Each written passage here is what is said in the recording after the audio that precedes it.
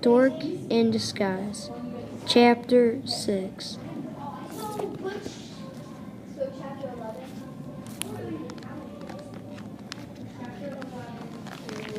The professional jeans ripper said one of the coolest places for a rip is just above the knee. Brenda sat cross-legged on the floor in Jerry's room, staring at his pant leg. Sassy sat next to her. "Let's mark it right here," she said. She drew a line with a fine point marker above Jerry's left knee. "And let's rip the other leg, too." She marked it. "Another place for a rip," and the woman said, "This is really sexy." On the thigh, just below the pocket. Jerry wasn't sure he wanted to be sexy. Right now, cool was what he was aiming for. "Let's start with the rips above the knees," he said. "Okay," Brenda said. "Go take them off. I'm going to start the rip with a seam ripper." Jerry went into the bathroom, changed out of his jeans and into a different pair, returned and handed the jeans to Brenda. "Okay." She opened an inch-long slit in the fabric with a sharp instrument. She grinned at Jerry. "Ready to let her rip?" "Rip away," Jerry said. "Then I get to do the next one." Brenda dug her fingers into the fabric and pulled. The fabric made a soft ripping sound. Brenda held up the jeans. "What do you think?" "That's the coolest rip I've ever seen," Jerry answered, nodding with a big grin on his face. Brenda laughed. "Let me try one," Jerry said. "Okay," Brenda said, "but let's not make them symmetrical. We'll put this one right over the knee." Jerry used the seam ripper to start it. "Ready?" he called out and yanked on the fabric. "Let her rip." He held it up. "How'd I do?" Brenda beamed.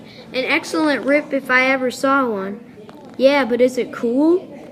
"This," she said dramatically, taking the jeans from him, "is the ultimate in cool rips. I congratulate you on your work of art." She grinned at him. Jerry gazed at Brenda. She had a nice smile. It was good to be away from school and all the pressure to act cool. "Thanks," he said, grinning back. "I'll pull out some of the threads around the rips so they look natural," Brenda said. "Now we should fray the jeans at the hem." "How do we do that?" "Got any coarse sandpaper?" "I think so, in the garage." "I'll get it." Sassy trotted with Jerry out to the garage and back. When they returned to his room, Jerry found Brenda looking through his science magazine. "This is great," she said. "Yeah," Jerry said. "I'm going to build the hovercraft on page 23. Brenda turned several pages. "It lifts you off the floor with just a vacuum cleaner motor. I'm going to get the motor after school tomorrow." "Cool. Here's the sandpaper," Jerry handed it to her. Brenda put down the magazine and began sanding away at the hem of one leg. "You work on the other leg. When we're done, we'll bleach the jeans." Jerry sat on the floor next to her and worked. Brenda sanded a few minutes before she spoke again. "I realized something this morning about Gabe and the other guys," she said. "You ever notice how they move? They don't just walk, they strut." Jerry looked up at her. "I hadn't really thought about it, but you're right." Brenda went on. "Gabe's head bobs a little, and there's some shoulder movement. It looks a lot like a jock walk, only cockier. He walks like he has huge biceps with his arms swinging away from his body so he won't get chafed." "Gabe doesn't have big biceps," Jerry said. "Exactly," Brenda said. "He's such a phony. Why don't you try it?" "You mean now?" "Sure." Jerry stood up feeling self-conscious. "Maybe I should practice first." "Come on, you can do it," Brenda said. "Walk in the door and make an entrance." Jerry walked normally out of the room, followed by Sassy. He squinted at himself in the mirror at the end of the hall and took 3 practice steps while Sassy watched calmly. Jerry's reflection was blurry, but he was sure his walk didn't look cool. I don't think I'm ready to try it yet," he said. "I promise not to laugh," Brenda called out from his room. "I'll give you a critique." He took a deep breath. "Okay." Jerry bobbed his head and walked into the room, swinging his shoulders and his arms. Sassy trotted along next to him. Brenda watched him, frowning. "You're not strutting, you're parading." "Okay, then you do it," Jerry said. Brenda got up. "I don't know if I can." She grimaced, concentrating hard, took a big breath, then walked across the room with the best swaggering strut Jerry had ever seen. "Man, you're good," he said. "Really?" Yeah, do it again. I'll analyze your movements. She did. You lead with your shoulders, Jerry said, and your arms swing away from your body, kind of like a gorilla.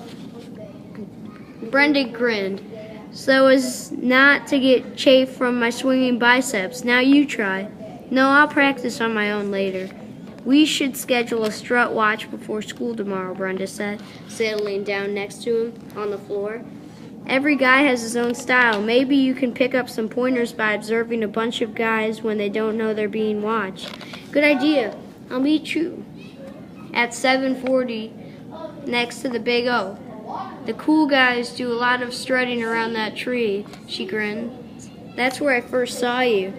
Jerry gazed at Brenda in that smile again.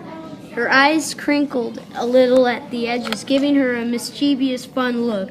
Okay, he said, smiling back. 7:40. I'll be there. The next morning, Jerry pulled on his new torn jeans and looked in the mirror. He squinted. He grabbed his glasses off the bureau, put them on, and gazed into the mirror again. The jeans looked like something a rock star would wear, faded and torn, with a couple of loose threads hanging from the rips above the knees. The hems were worn and frayed. Brenda had done an excellent job. The jeans were, in a word, cool. Remarkably so. Next, Jerry pulled on a Hard Rock Cafe t-shirt that his aunt had brought him from New York. His costume was complete. He tossed his glasses back on the bureau, picked up his backpack, and headed downstairs for breakfast. Hi, Mom. Hi, Dad. Hi, Squirt. He loped to the kitchen cabinet and pulled out a box of Cheerios. Tell Jerry not to call me Squirt, Melissa said. She leaned over her cereal bowl, milk running down her chin. It's a sign of affection, Jerry's mom told her. No, it's not, Jerry said. Miss Flack looked up at Jerry and did a double take. Where did you get those jeans? Mr. Flack looked up from the Time magazine he was reading and stared at Jerry's knees, his eyes wide. I got 'em from you, Jerry said to his mom, last week. He poured the cereal into a bowl. They're ruined. Brenda and I worked on them. Now they have character.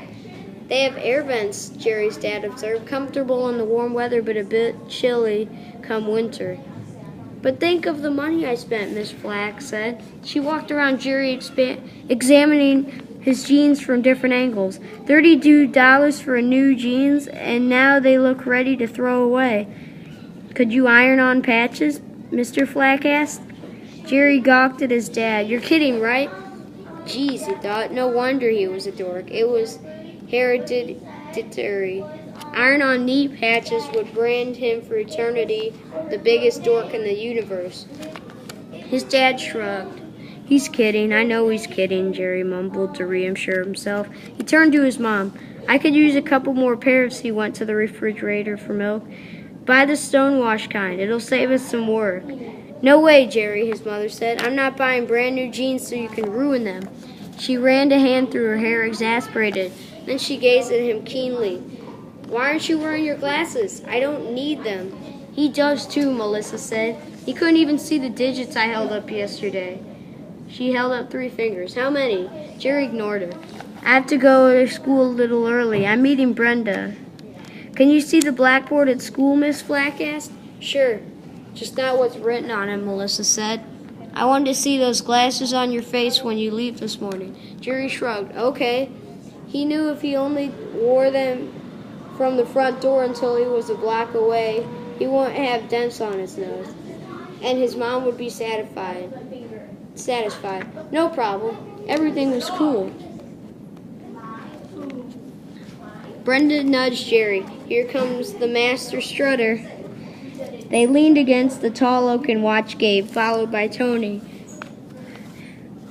wind his way around the clusters of kids who waited outside the school. Once again, heads turned as they moved through the crowd. Gabe's walk is like yours was last night, Jerry said. Brenda grinned. Thanks. You're right. He leads with his head like a rooster. Tony's strut is different, though. See? His head bobs, but look how he holds his hand bent forward at the wrist and swinging ahead of him. Hey, Flack, Craig stepped in front of Jerry. Hi, Fox, Jerry said. We're all playing street hockey after school at Gabe's house. You want to come? Jerry faltered. What should he say? He couldn't say he was going to buy a vacuum cleaner motor for a science project. That was too dorky, and he certainly couldn't admit that he didn't know how to skate after lying about it yesterday. I have to go buy a new pair of skates. Mine are worn out. Ooh, what kind are you getting? I'm not sure yet. Jerry didn't look at Brenda, but he wished she wasn't there. He felt self-conscious telling lies in front of her. You getting them for stunts or hockey? Gabe and Tony suddenly appeared at Craig's side with Cinnamon and Robin. I haven't decided yet, Jerry said. I do both. Jerry suddenly felt warm and his face tingled. Craig laughed. I can't wait to see you skate, man. You must be awesome. I've been told that, Jerry said, forcing a smile. Sweat bloomed under his arm.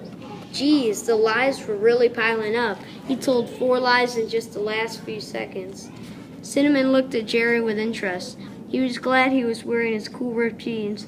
Maybe she'd look at his clothes and not notice that he was starting to get the shakes. You play street hockey with us, Flack? Gabe asked. Sorry, I've been sidelined for a while, Jerry said, hoping they'd notice the sports metaphor. Maybe some other time. How about tomorrow, Gabe asked. He leveled his gaze at Jerry. Jerry flinched under Gabe's stare. Oh, I'll have to see. You name the time, Gabe said. We'll be there. Okay, Jerry said, looking away. I'll have to check my calendar. You do that, Gabe turned and swaggered away with his admiring fans following him. Brenda stepped close to Jerry and asked him in a low voice, Did you get the feeling Gabe knows you're lying? Yeah, Jerry said. He let out a breath he didn't know he'd been holding. Me too. What are you going to do? I don't know, Jerry said. I was going to buy the vacuum cleaner motor after school for my science project, but maybe I should buy the skates instead. Is that what you want? No, I wanted to build a hovercraft, but maybe if I learned how to rollerblade, it would take you months of constant practice to get good enough to play street hockey with those guys. Yeah, I guess you're right. He didn't want to learn how to rollerblade. He wanted to build that cool hovercraft. Besides, a guy could get killed on rollerblades. He looked at Brenda, and she returned his gaze sympathetically. It seemed as if the lies he'd been spinning lately were getting tangled around his feet. They hadn't succeeded in tripping him yet, but he'd have to watch his step very, very carefully. We're going to begin with the element of stories. Who can tell me what the setting is? It's what I'm doing now, Gabe called out, sitting at my desk. The class broke up. Jerry saw the opportunity for comedy and grabbed it. Just like setting hens. Careful, Gabe, you don't want broken eggs on your pants. He looked at Miss Robertson. Excuse me, that was a foul yolk. Brenda, Aubrey, and Chad and a few others burst out laughing. Miss Robertson laughed too. The rest of the room was silent. Carrie, who sat across the aisle from him, sighed loudly and rolled her eyes. You're quite a punster, Jerry, Miss Robertson said. The heat rose in Jerry's face. Wasn't his comment funny? He slid down a few inches in his chair. Jerry, said Miss Robertson, will you please tell the class what the setting of a story really is? She looked at him expectantly. Jerry knew the answer, but saying it would just make everything worse. I don't know, he mumbled. A dark-haired girl raised her hand.